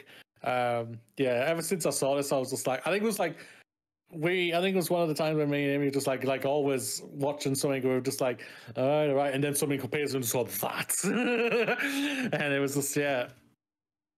Blade Runner. That's the one that looks like Blade Runner, yeah, it's very much like Blade Runner. Yeah, it's a 2.5D looking like Blade Runner, and it does, just from the visuals, just from the screenshots I see, I'm just like, this looks amazing, and I do hope that whenever it appears, that we see it too. Oh, excuse me, but obviously take your time. Obviously, with things going on in Ukraine, it's understandable. Take your time. Yeah. I always begrudgingly say that. I feel like I always begrudgingly say that. It's like, take your time, I guess. I'm sure there's other things I could be playing right now, I suppose.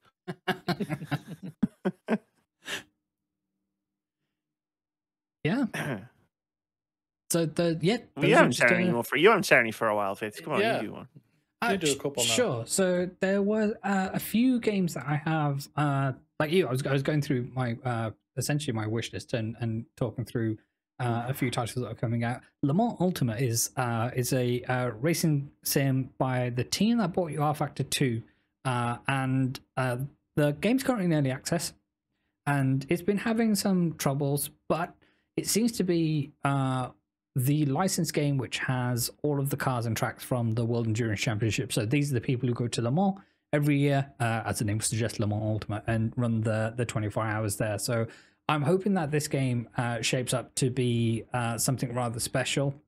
Tiny Tires is a game that we brought up on the Words About Games podcast, and yeah, so I've been able to take a closer look at that, and that is a game I'm really excited for, just to get that Micro Machines vibe, and yeah, be bringing that to the forefront. Hot Lap Racing is a title that I wasn't aware of before coming across it here on Steam. So, but the car list looks pretty good, and the art style looks stylized in a way that reminds me of Circuit Superstars, if you've been able to check out that game.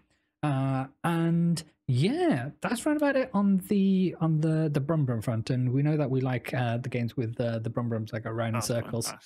Yeah, we gotta go fast, but literally my brain space is occupied by Shadow of the Earth Tree right now. That is it's probably undiagnosed ADHD, but that is all I can focus on.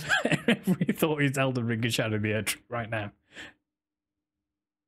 I wish I could have a focus on Mass Effect right now. Yeah, that's good. That's cool. I'll throw one out there. I'll throw a collection of games out there for a very different reason.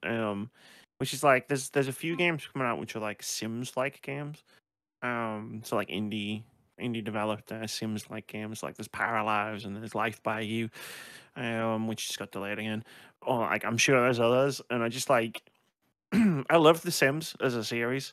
And I feel like it's time for some. I feel like it's time for some iteration. Like I want other developers to take what The Sims does really well, and like put their own like spins and twists on it. So like I've been quite looking forward to these games. They all seem like they're coming along around about the same time, which is cool because I was like, oh man, like I really fancy playing The Sims, and there's an EA publisher sale on Steam. I wonder how much it would cost me. But nope, never mind. Oh, The Sims 3 is also on sale. The Sims 3 is goated. Like it's one of the best games ever made. Maybe I'll just do The Sims 3 instead of The Sims 4. Oh, that's still really, really expensive too. Oh no. So maybe I'll so maybe I'll wait for these other people. Like I love The Sims. I'm looking forward to seeing what the other developers can do with the Sims formula. Hell yeah. I still have shitloads of games on here, but like I just wanted to shout that one out. I don't talk about my love of The Sims a lot, so I sometimes think it's forgotten. Yeah. So sometimes I think it's a forgotten aspect of my gaming personality. It's like I really love The Sims, actually. Which is fantastic, and I think like go for it. I've got a couple of games here that are on my end. Like I've got 3. So basically 2 of them are Fox games. One literally coming out soon, which is Nine Souls, or Cat Fox game, I think it is. Yeah. That looks absolutely amazing. Nine Souls, an lore-rich, hand-drawn 2D action platformer featuring Sekiro-inspired deflection-focused combat.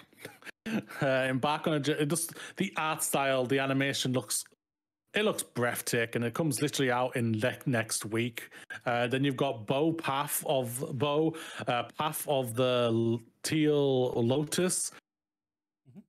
Again, art style, action, combat looks all just everything. That's all what I want to see, and everything. It looks breathtaking. Coming from that one's coming from Humble Games. The other one's from Red Candle Games. Great developer.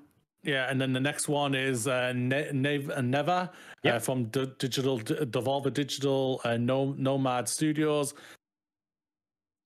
This just looks, it's from the developer who did Grisp, I think. Yeah.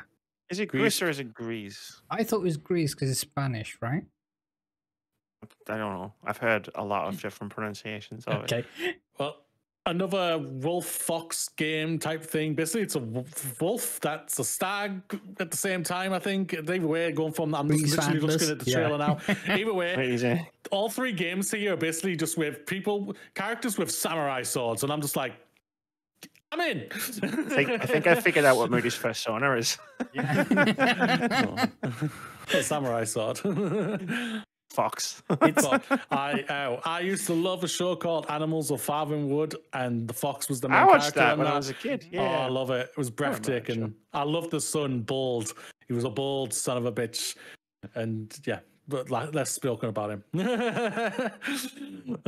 But yeah, like these three just look breathtaking. Like two of them are set for this year. Never doesn't have anything right now. Hope to hear something soon, maybe in the future. But yeah, like these three just artistically alone.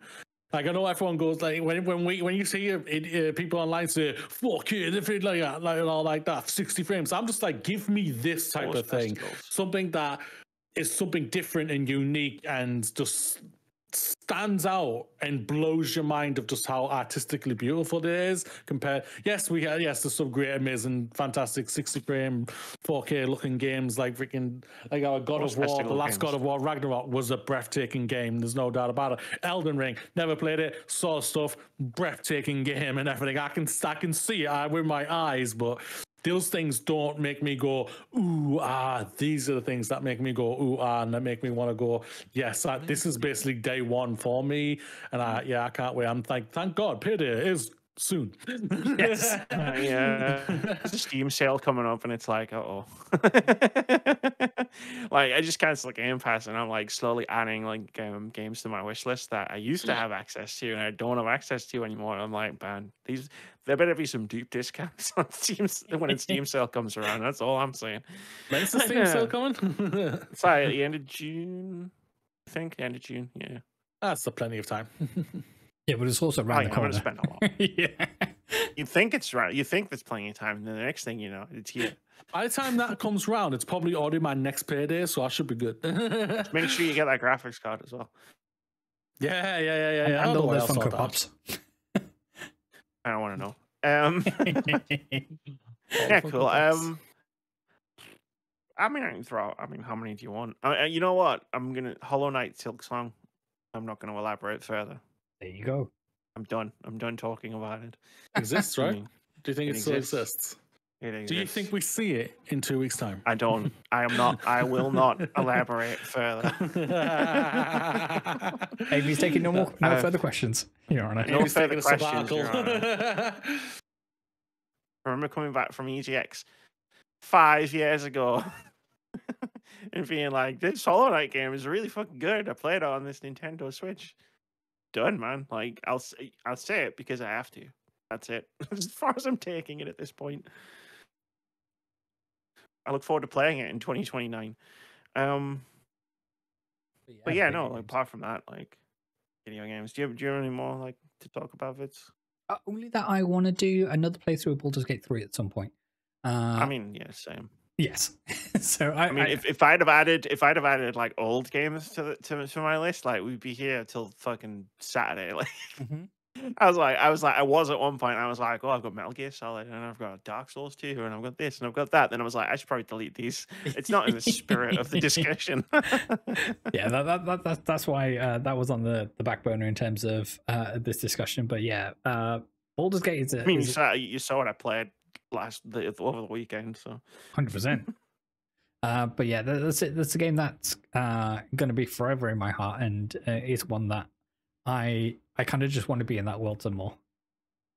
Yeah, I want to do the epilogue.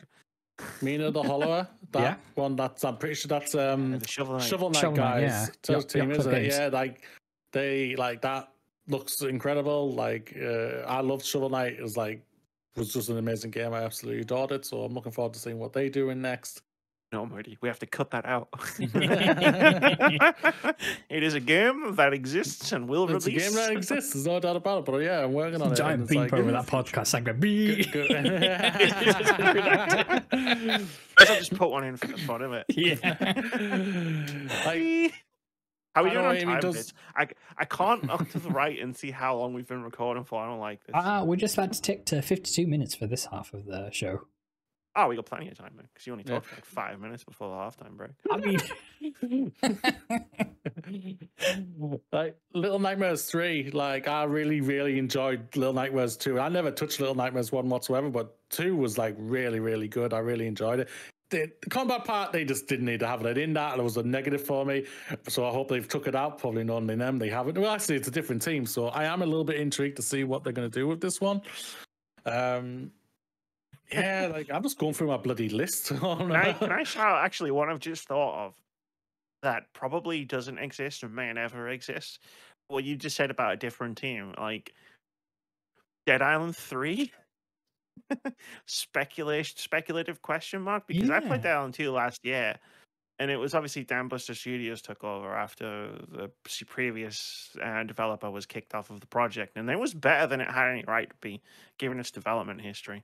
And I love to see like what they like. I want them to get a crack at like making it from like start to finish. So yeah. The other thing I was toying with is getting back into FF14 for Dawn Trail. So this is a new expansion which is coming out, and everybody's very, very excited for.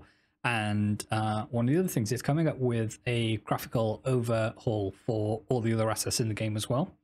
So one of the things that FF14 can be labeled with is, one, it's gorgeous because it is Final Fantasy, and it is that art style and that aesthetic. But some of the textures are showing its age, and obviously we know that FF14 is a title that was in development for a while, had a beleaguered launch, and then was kind of reawakened with A Realm Reborn, and then it's gone from strength to strength with all of its expansions. And I've sunk over 290 hours into that game in a very short span of time when I jumped in a couple of years ago. And after finishing Endwalker, that was the last expansion that I played, I ended my subscription. But depending on how Dawn Trail is received, that might be the one that gets me back in.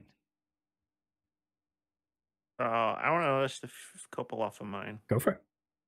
My list. I've got 1, 2, 3, 4, 5, 6, 7, 8 left on my list because I keep thinking of neat ones.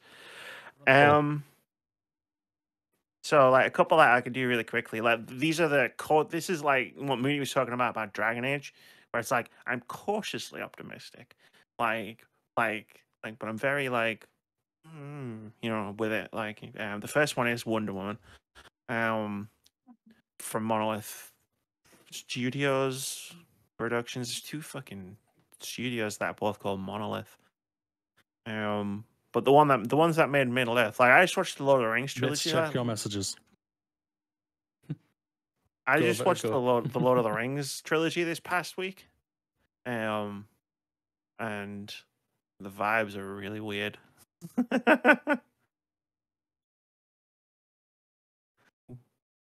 Everything's fine, honestly. Everything's fine. Just everything's fine. He clearly didn't say so. I thought I better say something. But you can't unfold screen Discord when you record, and it's a real problem. Yeah. Cool. Wonder Woman. I watched the Lord of the Rings trilogy just this week gone, and like if I owned Middle Earth Shadow of Mordor, I would have been playing Middle Earth Shadow of Mordor. Unfortunately, I don't own it, so I was doing and then I was like, wait, they're making a Wonder Woman game. Mm-hmm. Like, cool. Sure. Like I hope it's like Middle Earth Shadow of Mordor. And then I look at Suicide Squad Killer Justice League, and I'm like, it probably won't be like Middle Earth Shadow of Mordor. But one can hope. So put that in the cautiously optimistic. And the other cautiously optimistic game out of that section of my list is Avowed, because it's IGN Entertainment, and they made Outer Worlds. I was going to be careful, really. Outer Worlds, and they made obviously Fallout New Vegas. So like I know they've got the RPG chops. It's just like I've seen trailers and I've seen videos, and I'm like, nothing's really grabbing me with this. Yeah. When it comes to Avowed, I'm very mixed on it right now. It's like even the Outer Worlds trailers were like popping, for me personally, they were popping for me. I was like, yeah, this looks pretty. This looks like exactly what I'm looking for. But I've watched like Avowed trailers, and I'm like, it's Obsidian, so I'm still like want to give it a go. But it's been downgraded into I'm cautiously optimistic about that game. Yeah, that's a shame. But yeah, no, I think I'm right there with you though. When it comes to Avowed, like the Outer Worlds didn't work for me, but like the trailers and everything were popping for that game. I remember those trailers, and this one's just like. But I think also it's like what's been shown, and then everything with Xbox and Microsoft right now. I think there's just a bad taste around right now when it comes to them. So I think anything that's coming, it's just like, really, and your thing is, that that team can do great stuff, like you said, Fallout, New Vegas, Outer Worlds. They've got the pedigree to do it. So crossfingers that the game comes out and it is a great. For me, I've got Bye Sweet Carol or Caroline or Carol. Yeah, that is like I've played that. I've had the privilege to play that, and it's like, yeah, could be something, guys. When that come out, that game is just like. Oh, the art style and everything is just like it's like old Disney movies basically, of just the art style, and it's just breathtaking. And it's like I really, when I played, I was just like, oh god, now this is something like hell. Another one that I've also had the privilege of giving a go was Halston. This is a horror game. Yeah, Amy's played that. Yeah, Halston, a psychological survival horror game set in an eerie, isolated 90s Polish town consumed by an ominous presence. You've come looking for answers, but everyone seems obsessed by something foul. This game was just, it was so good to play when we played it. When I had the privilege, it was just the horror, the story, and like the detective aspect to it was just so good. And I love the vibes and I love the puzzle solving.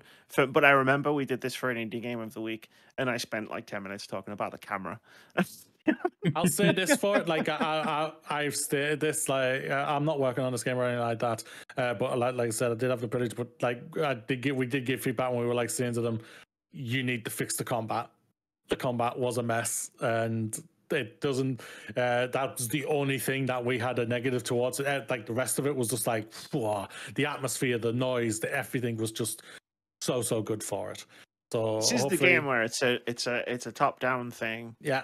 And then you aim your gun and the camera does magic, I guess, and like it goes behind you in like a third person. Yeah. And it moves. It doesn't like cut to the camera. The camera goes wee. And I remember playing it. And just being like, what the fuck? Yeah. Like, but if you do like the whole investigative aspect, it's top down, it's really well done and everything, and like it was in a good way. What the fuck? In a good way. That part, the combat does need improvement. Excuse me. Yeah, the combat needs improving, but like the design of like how the camera like worked was just like unbelievable. I couldn't. I was jaw on the floor over there somewhere. Another one for me. I've had my eye on this for years. It's still down as coming soon on Steam. I hope to hear something. I hope to eventually hear something about this game. It's called Dear and Boy. I've just loved the whole concept of this game since seeing it. A cinematic platformer who you follow a journey of a boy who, during his flight, will meet an unexpected companion, obviously the deer. Together they will overcome many obstacles that will change their lives forever. And that's just something that just speaks to me of just like a journey, finding each other, helping each other out and everything, you know. And it's just like that's a game that just screams Moody. And I've loved it ever since then. And I've had it on my wish list for like ever since I found it a couple of years ago. All right, Moody games. All right, I got 4. I can group these 4 into Amy games. Like Moody always says. Let's do it. Go on. I can do it. Number 1, the first 2 I played at the Steam Next Fest just gone. The first one is Kind Words 2, which is like, I don't know if you know Kind Words, where it was the I've got that on Steam. You're in the little room and you can write letters and respond to letters, and like they've taken that, and that part of the game is still in Kind Words too, but now it's like you can go outside and like you can just like pick out random like positive affirmations fly through the sky, and it's like you can write like things on a paper airplane and throw it, and like it'll float through people's games and stuff. You can get recommendations if you go into the bookstore. Like you can do poetry. There's all sorts of like cool, like positive, wholesome things that you can do in this game. And like the demo that I played was really cool. Like I actually got some really good recommendations actually. Like really, really specific, like nerdy stuff. I was like, how specific can I get with asking about like what can I ask for a recommendation of that's like super specific? And I did it, and I was like, cool, I got like a super specific recommendation back. But it's like it's just such a nice, chill, wholesome game. It's like a really positive community of people. It's not something like where you sit down and you play it for like 20 hours in a week. It's like something you'd like dip into every now and again. The second one, Cabernet, which is the vampire RPG. That was announced I think last year. It's an indie game of the week when it got announced. It's pretty cool. Oral choices. You know, you're a vampire. It's to be expected. I look forward to attempting to be a nice person and failing miserably. Although I will say, I'm not going to bite any animals. That's off the table. Humans, no bother. I got a problem with that. Humans suck. But in the trailer where it was like bite the bunny rabbit, it's like that's not happening. I don't care how desperate I am. No bunny rabbits will be harmed in this playthrough. Third, Rise of the Golden Idol. Yes. Fucking loved the first one. Amazing game. Exactly my kind of puzzle solving detective work gameplay style that I love so much in like other types of games. And fourth, Beastie Ball, which is the Pokemon volleyball game that got announced last year. We were watching it at one of the game fests last year, and while the rest of the show continued on and Moody was reacting to it on the couch, I was on Kickstarter backing the Kickstarter. She actually was, yeah. Yeah, she was like boom, boom, boom, boom, boom, boom. Yeah, I was like, I missed like 5 minutes of like whatever direct or whatever we were watching because it's on my phone. Like I just backed Beastie Ball. What happened? What did I miss? Those are my 4 Amy Ass Amy game. Hell yeah. Have you got any more of it? No, not at the moment. I mean, from a lot of what the pair of you have said has piqued my interest. So this is the right turn to make, especially the Fox with the Samurai games that you mentioned, Moody. So I'll be sure to check those out and add it to my wish list. They're all like going to open Steam already. It's going to be like Vitz Patella's wish list. Yeah, yeah. Like Nine Souls is like picked by Amy. Amy, that's by Fantasy Critic on Amy, and I've got Bo. So if you're looking for the names, they're both on in Fantasy Critic and everything. And obviously you have never, so I do. Yeah, you have that one. The only one last one for me. It's like just because I'm very fascinated in the game. Visions of Mana. I've never played a Mana game, and I'm just looking forward to giving this one a try. And everything I've seen so far just makes me go, I need a Japanese RPG out there that could really grab me, and something that I haven't had yet. That could be Metaphor, what you spoke about at the beginning, Amy, for Vitz, sorry. But I'm also like Persona games. I've never really give them a try yet, so it's going to be very interesting. Have I got the game for you? I ain't touching it, Vitz. You ain't got a chance. You've got no fucking chance, mate. Have I got a game for you? Have I got a game for you, Vitz? Do you like jazz? Do you like dragons? I mean, yes. Moody's on board now. Yeah, let's both bully him. Not bully. Kindly suggest. Bully in a compliment. Yeah. So offline, like, so everybody's in on the joke. So obviously, our dear friends here have been asking me to give Yakuza Like a Dragon a go, and I've been mulling around with the idea of streaming it to bring everybody involved, at least for the first time that I give this a proper shot. And I've been making some assets, as I tend to do. So that will be a thing which is coming soon. As I mentioned at the top of the show, we're getting ready for a family wedding. So I think the weekends is exactly. So the weekends are getting booked up in terms of availability. However, if things are shaping up right, Saturday the 25th might be a day where I start streaming, so be sure to keep abreast of our socials. And that's 2 days from now. Hell yeah, I'm in. It is 2 days from now, so it'll probably be a morning stream UK time, all the way through up until I'd say lunchtime to give it a proper fair shake, and then hopefully if there's a thing that I and the people are vibing with, then we'll carry on and make this a little series. I mean, I'll be vibing with that. I'll be in the chat. I'll be like, let's fucking go. Yes, exactly. It's time. In your channel, yeah, Vitz? Yeah, although we can do it on here as well, but we'll figure it out. But primarily, without a shadow of a doubt, it'll be on my channel, and I'm sure we'll look to get it linked elsewhere as well. That'll be an interesting game to stream because got a lot of long cutscenes. Yep. Lots of long cutscenes. Chapter 1 is a bit slow, very important. And there's a later chapter, like if you're streaming it, I'll be able to tell when you get to it, where I'm gonna suddenly, it'll be the only time where I'm like, hey Vitz, you should go and do some stuff before you move on to the next part. just a word of warning. There's in Grand Yakuza tradition, there's a little bit of a difficulty spike coming up. 100%. So by spike, I mean mountain. Yeah. So providing I find some shoes for the outfit that I've got, then yeah, streams will be happening on Saturday. Cool. When are you going shoe shopping? Hopefully. Well, I'm gonna take a proper look tomorrow. As to we still got most anticipated games to go. Don't worry, I need to make sure this happens. So, like let me put it this way: whenever you go shoe shopping, get in the Discord chat. Me and Moody will be online. Yeah, you know, you can send us all you need. We'll make sure that you come away from that with shoes to enable you to play one of the best games. And then I can bring the good word of Persona 5 to Moody's doorstep. Not happening. It might happen. I know I know you tried to get into. If Amy can't get me to play it, trust me, and she's tried. I did try.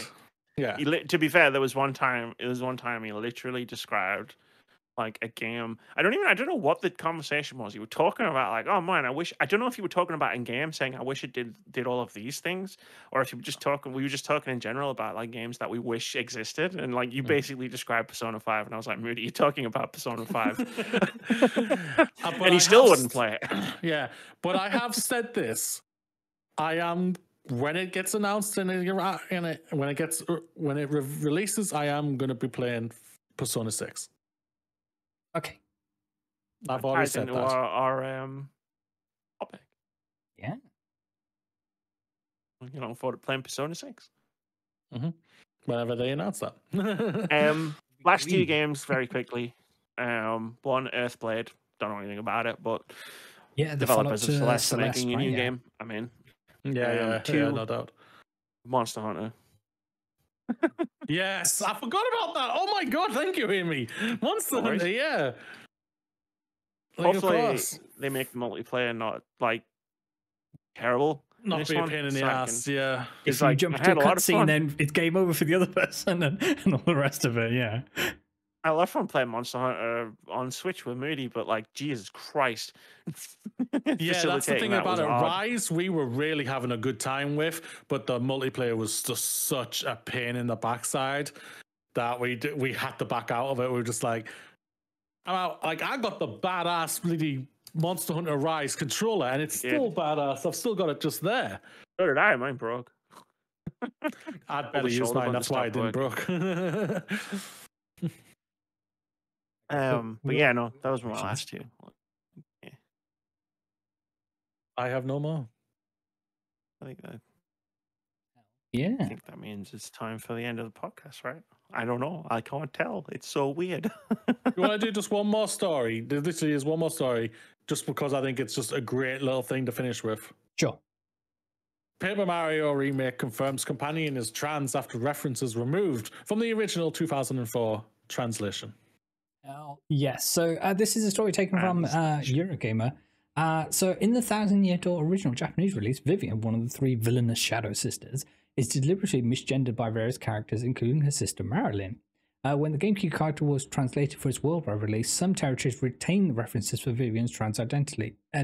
Italy, for instance, has a character respond defiantly to Marilyn, instead of apologizing after one instance of misgendering, saying, quote, "But I'm a woman too now, and I'm proud to have turned into a woman," end quote, while others, including the English and German translations, jettison the references entirely. 20 years later, Vivian is officially trans once more, and highlighted by My Nintendo News. The Thousand Year Door Remake's English translation now explicitly acknowledge Vivian's trans identity, featuring a conversation in which she tells Mario, quote, "Truth is, it took me a while to realize I was their sister, not their brother. Now the usual bullying feels heavier," end quote. But yeah, hell yes. I know like that I did with the deadline. Yes. Translation. See, this is what we were missing in the first half. My guys and non-binary pals. In the first half, that wasn't quite half length, but never mind. This is a wonderful story, and the weird people on the internet were doing weird things and trying to not get misled again. Of course they were. Of course they were. But no, hell this yes. game woke. Yeah, no, this is just this is. I mean, I won't lie, I did not know anything about this whatsoever. Like, I never played Paper Mario, so it never even came around into my radar until I saw this article and everything. So just to hear this is fantastic. Like them acknowledging just to say, yo, fuck all of you other countries who want to try and do this. No, we're gonna. This is this, and you're gonna have it less way if you like it or not. Representation matters, and it needs to matter in every single language. Yeah, I knew about this, like the translation thing. Like, I think it's like when I came out as trans, I like downloaded all of this information into my brain all of a sudden. It was weird. But yeah, I think it's 2000 when they came out. Originally 2004. Yeah, I wouldn't have known any of that at all. I can guarantee you that. I mean, I did in 2004.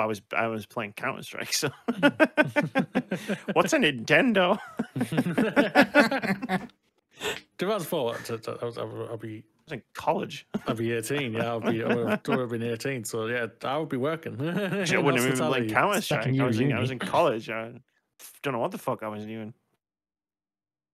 I don't know what I was playing back then, but getting drunk and getting high, right? No, actually, that came later. Like everything else in my life, that came later than you would expect. But yeah, this is amazing. This is good. Like, you know, they're just respecting the developer's artistic vision. Yeah. So, good when what happens, right? Yeah, it's the best. Great when that happens. We love it. Love to see it. Amy, take us home. I'm done being ironic. You are never done being ironic. This is true. This is true. I know we lock in the scores before we start recording, but considering there's one that doesn't have one, I'm just going to check to see if it has one really quickly. It does not have one yet. So that'll be next week. This is OpenCritic Head-To-Head. This is the game we play every week where we try to guess the OpenCritic average. Closest to the score gets a point. If you manage to guess the score correctly, you get 2 points. Vitz, you still moving there? Yeah, so Discord has frozen on my end, but keep on trucking. You're moving, you're just very pixelated. Okie dokie. Thank you, Discord. You suck my fucking butthole. I always have to make sure I click the explicit content button when we upload this podcast. This one's not made for kids, YouTube. Yeah, OpenCritic. It's not made for kids. Jesus Christ, it's not made for kids. Yeah, game, play, guess the OpenCritic average of upcoming games. Whoever guesses closest to the score gets a point. If you manage to guess the score correctly, you get 2 points. Last week, we tried to guess the OpenCritic average of 3 upcoming games. I'm just going to say it right now. One of them was Duck Detective, The Secret Salami. It has enough reviews on OpenCritic, but currently doesn't have an OpenCritic average. If I had to guess, I'm going to say Vitz has the points because all those OpenCritic reviews are pretty good, but we'll see what happens next week. The two main ones... the first one was Senua's Saga Hellblade 2. Vitz, you guessed we get a 76. I guessed we get an 87. Moody guessed we get an 86 at the time of recording. It has an OpenCritic average of 82, which gives Moody the point. The lead extends, He was all like, "Oh, Amy, you're catching me." Blah, blah, blah. I was like, "Yeah, not for long." And here we are. You're gonna play this because it's been an interesting week for Hellblade 2 discourse and discussion. Has And then we're not talking about the Xbox tax. I can say that Moody's not here. Yeah. He doesn't know what that is, and I don't want him to know. yeah, don't burden his poor soul with the Xbox hack talk. Everybody in listener land. Like I didn't play the first one, so if I was going to play one, I'd play the first one first and see if that vibed with me before jumping into this one. But yeah, from what I've heard of the discussions that people who reviewed the game have, rather than just focus on like the scores and whatnot, it doesn't seem like it's a game for me. Yeah, like I played the first one and I really loved the first one, but it was very much a case of like loved it, but like it was pushing it by the end where it was like I really loved the experience that I had, but I need Hellblade 2 to be transformative. And like so like I look at a lot of people who love this game, but like I've listened to opinions from both people who didn't love the game and people who did love the game. And like for me, after having heard all of that, like cool, I don't think this is for me. Yeah. Like I think if I play this, I would hate it. Sorry. I played the first one. I loved the first one. Like the second one is just, for me is just like it's more of the same. I can't do another 8 hours of gameplay that's not really there. Yeah, like for the sake of like an amazing audio like design. It's like, look, I did it. I've done this already. Yeah, I'm very much of the same mentality, and a lot of the critiques I'm hearing is that the actual gameplay mechanics, they aren't fun, and they don't really elevate the experience, which for all intents and purposes is more to be a tale of everything that Senua as a character is going through and the emotions and that they are fighting for a better word. But from the gameplay to the and the combat to the puzzles, they don't seem to be pushing the bar in any way, shape, or form. So it's the critique I'm hearing at least is why include these in the first place? And it's one of these where if I'm here to play a quote unquote video game, and if they wanted to make this like a cinematic experience that people could watch and do it that way, then this isn't the medium for that. And like I said, it's not appealing to me right now, but if it does appeal to you, then more power to you. Hello. I'm sorry. I had an accident with the dog. You are absolutely fine. Discord is having several issues right now. Yeah, so I can see we're that. going to just power through to the end at this point. Like. Yep, let's go for it then. The last game that we tried to get the OpenCritic average was Moody. Yep. You guessed it we're getting 80. You guessed it we're getting 82. You guessed it we're getting 83. At the time of recording, Haunty has an OpenCritic average of 80, which means Vitz gets 2 points, and I swear to God, like you get all the way through to the end of the fucking year. Like with just 2 points, I'm gonna be very impressed, but also highly annoyed. There's 3 games that we're going to guess the OpenCritic average of: Salico, 9 Souls, and F124. But considering Discord is about to completely implode, I'm going to suggest that we do that off podcast. Yes. And we talk about it next week on podcast. And just get the fuck out of here. Moody, say the things. Things, but really fast. What up, everyone? You made it. Another day is behind you. Another week has passed. We are all proud of you. You are special. You deserve the absolute best. You are truly good enough. You are doing great. We believe in you. One step at a time, one day at a time, one dream at a time. Live long and prosper. High five the sky. Fuck the Tories. There we go. Prosper, everyone. Fuck the Tories.